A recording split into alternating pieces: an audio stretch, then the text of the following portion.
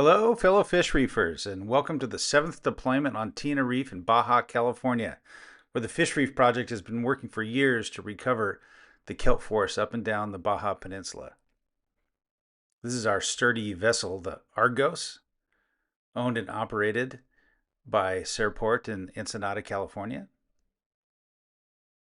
They have a great crew that's been with us since the start, and they've really learned the nuances of placing the sea caves on the seafloor in just the right location, managing them just right, getting them spread out in just the right distance from one another for maximum performance and kelp recruitment, allowing the flatfish places to lie in between the sea caves, and creating sand breaks to where the sea urchins don't form barrens because the sea urchins don't like to crawl across the sand or up vertical surfaces like you see on the sea caves. Now, if you're a marine mammal lover, as most of us are, I think you'll like Sammy the seal. He has made Tina Reef his or her home, feeding and foraging, and we've seen Sammy on a few trips down there now, and he or she seems to know us. It's hard to think of anything more adorable than that. Sammy will come back to visit in a second. As you can see, the kelp has grown quite nicely on the shallower sea caves. Out deeper, you have more fish and less kelp.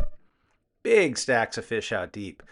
The local fishing co-ops have reported dramatically improved catches for sea cucumber and catacol, a very important sea snail mollusk that's harvested. Dramatic reduces in their overall fuel burn, as much as 40%. And with depressed lobster prices, the reduction in fuel can mean the difference between food on the table or going hungry. It's that important. There's been increased focus on sport fishing charters, a bit of ecotourism. There's tremendous support across the board, up and down the Baja Peninsula. Those are juvenile sheephead, and then they transition into males as they get older, and they like to feed and forage on the little tiny sessile invertebrates like the mussels and the barnacles and the sea urchins that grow on the sea caves.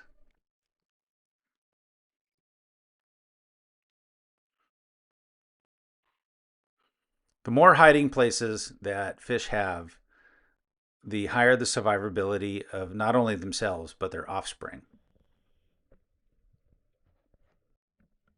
Here's our cameraman Patrick going for a dive, and there's Sammy the sea lion off in the corner going through the corridor right in between the sea caves. Now, it's a mixture of different brown and red marine algae. You have things like dead man's fingers and dulse and laminaria, a bit of sargassum mixed in, but it has not overtaken the giant kelp. And as you can see, as the sea caves kind of settle 4 to 6 inches into the seabed, they look more and more like a natural or biogenic reef system, which was the design idea from the very beginning. We want the sea caves to mimic Mother Nature as much as possible. So when you dive on it, you really can't tell after a few years if we put it there or Mother Nature put it there. The low profile is ideal for stability, and then it acts like a catcher's mitt where the broken pieces of the marine algae kind of are forced into the sea cave, and the little critters in there, like abalone, sit there with their mouths wide open and sit there and just consume tons and tons of marine algae. Now there's Sammy foraging directly in one of the fresh sea caves that was dropped just a couple of months ago.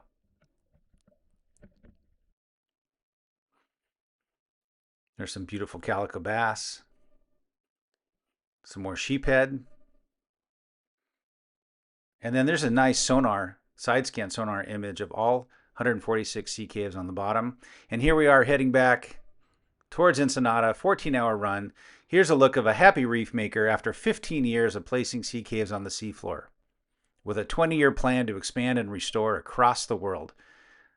And we'd like to thank our local Mexican partners and our team And here they are unloading agar-agar, red marine algae, off of the sea caves.